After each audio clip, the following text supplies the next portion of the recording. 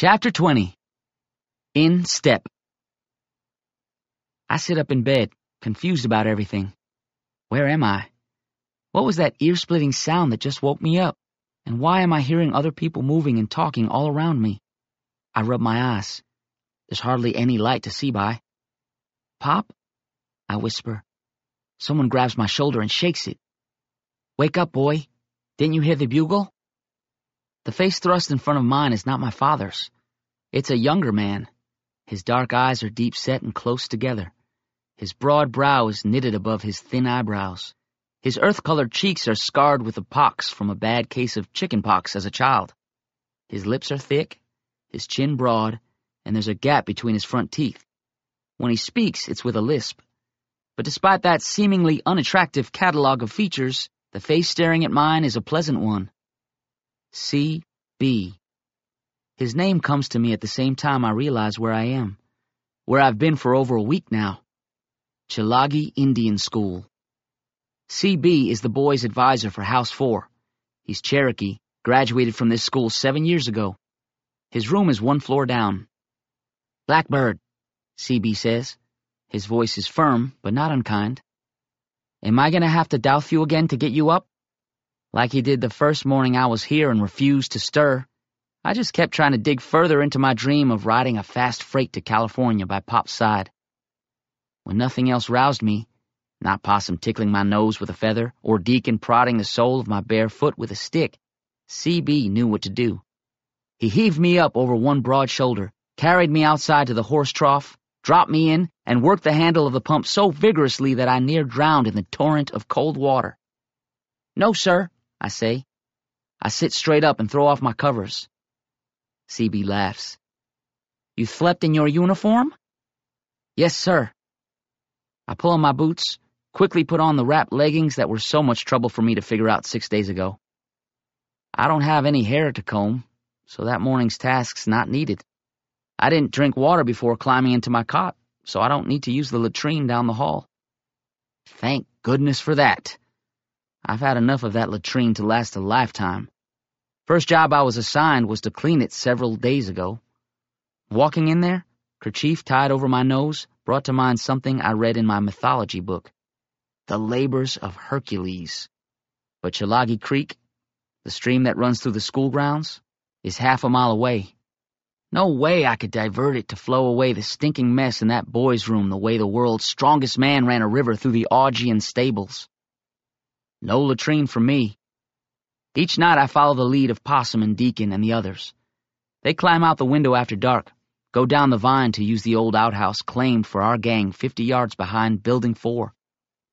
None of us go alone. There's something about being alone outside in the night that's unsettling. Not in the woods, but around the school campus. I realized that the first night here.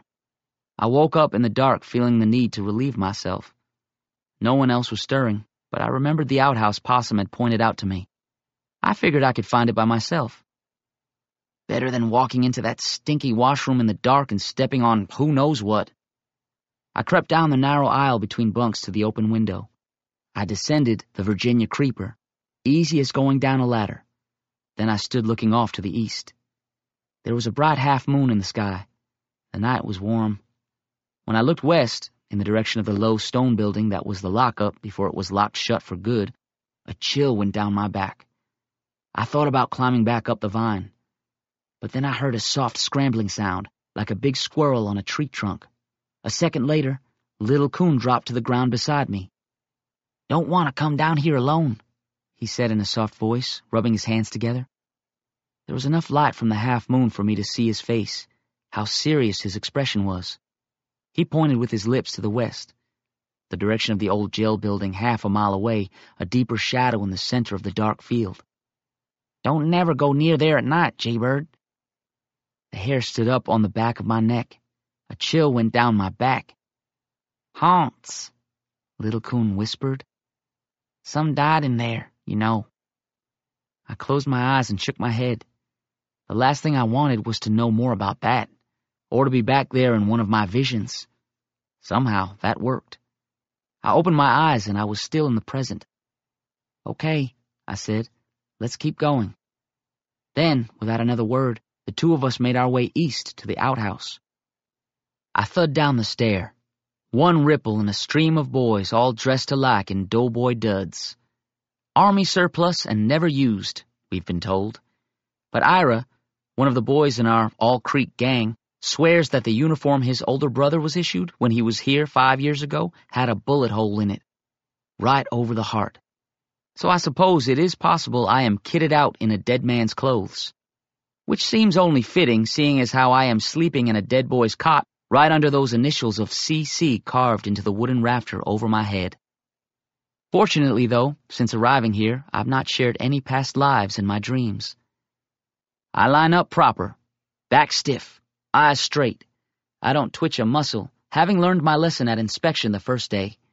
I shifted one foot and had it stomped on hard by our company officer. Ray Chapman is his name. He's determined, despite the fact he's been saddled with me in mid-semester, to win ribbons during Sunday dress parade.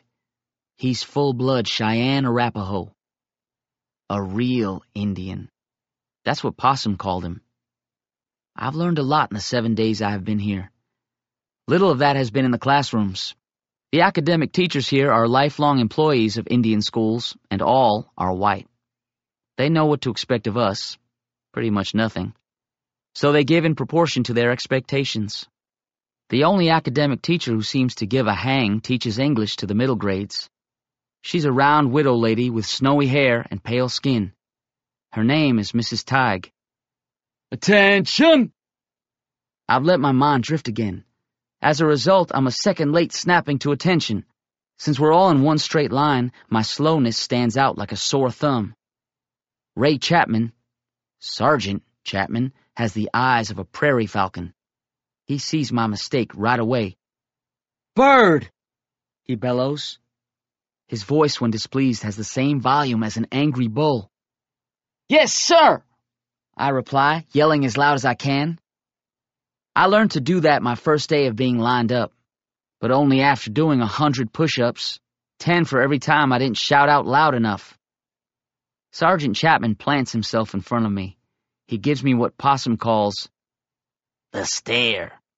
I keep my eyes front, not moving a muscle. Fewer push-ups that way. You are a useless pile of dog dung, he says. Yes, sir! The hint of a smile flickers across his face. Chapman's not a bad sort out of uniform. He has a sense of humor. It shows itself now and then in pranks he plays on us.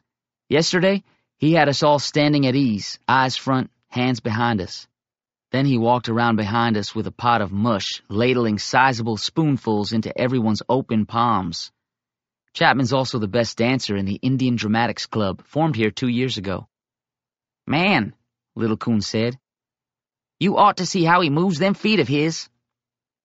I won't be learning any of that dancing. Every member of the club is a Western Indian, Comanche, Cheyenne, Kiowa, and so on. No students from the civilized tribes, like the Cherokees and Choctaws and Creeks, who make up half the population at Chilagi, belong. Being so civilized, us Eastern tribes don't dress up fine with such feathers. The stomp dances we do are not dramatic enough to show off to the public. For the public. That means, aside from when special guests are invited here to see a real Indian show, the members of the Indian Dramatics Club don't dance where the rest of the students can see them. Even their practices are private. The Indian Club's main job is to perform off-campus. Civic groups, fairs, and the like. They do it to raise money and represent the school in a positive way to the general public.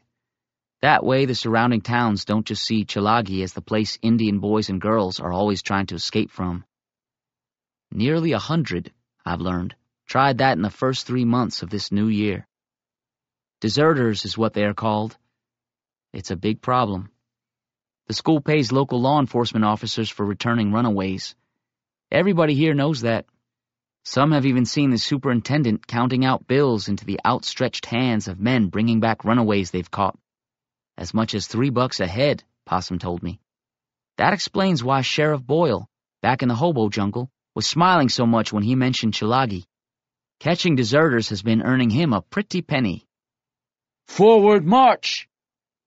We step out as one at the command. For once, my feet are in perfect step. Sergeant Ray nods and turns his critical eye on the light-skinned boy behind me. Get in step, Arnett. Staying in step. That is what the government decided was needed to keep a bunch of wild Indians in line. Turn them into imitation soldiers, rather than have U.S. soldiers fight them.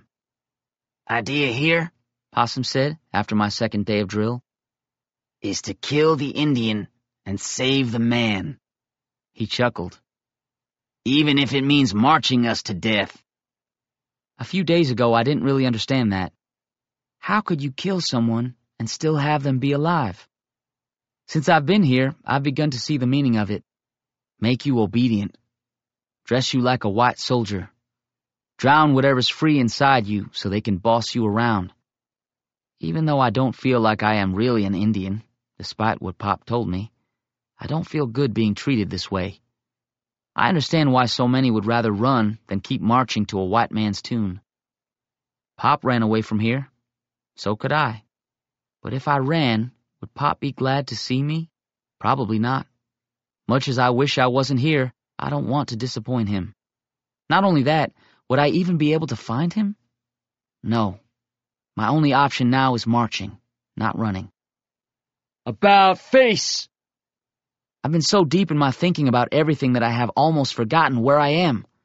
Marching in formation with my unit. But a week of drilling has made my feet more attentive than my brain.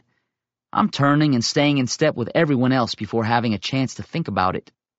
Our unit's no longer anywhere near the dorm where we started. We're at the parade ground area, half a mile from where we started. My body's been marching while my mind was on vacation. Company, halt! And here comes Sergeant Chapman walking right up to me. Am I about to get it for messing up our formations by marching like a sleepwalker? It'll probably mean 100 push-ups for me, if not 500. Eyes front, spine straight, shoulders back. Bird, Chapman says. Bird. Then he smiles and pats my right shoulder. Best job yet, cadet. Not a wrong step. I'm so shocked that I hardly hear him say dismissed. I stand there for a moment, but no longer than that. The sound of the bugle, number 2 of the more than 20 calls that punctuate our daily schedule, comes a second later. Sergeant Chapman has played a joke on us again. He's marched our unit so far from the dorm that we'll have to scoot like the Dickens to avoid being marked tardy. I start trotting with the rest of the boys in our company, back toward the dorm to change into clothes for classes or work. Hustle up, Ray yells after us. He's watching us, hands on his hips. Then he takes off himself, sprinting past us all as if we were standing still. Come on, slowpokes, he yells, turning to run backward. Get the lead out. Catch up. I've heard Chapman is the fastest runner in the school, captain of the track team. There's no way I could ever beat him in a race.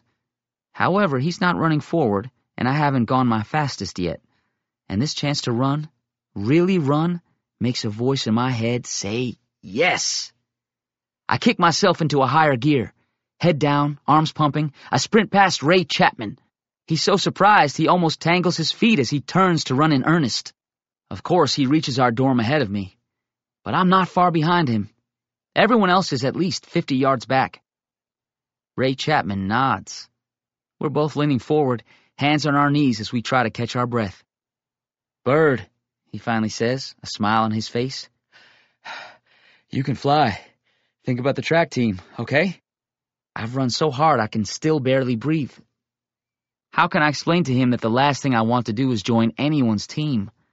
My plan is to get out of here as soon as Pop gives me the okay. The sooner, the better. But I appreciate what he said. So I managed to gasp out, Yes, sir, Sergeant. After drill, it's just Ray, he says, straightening up.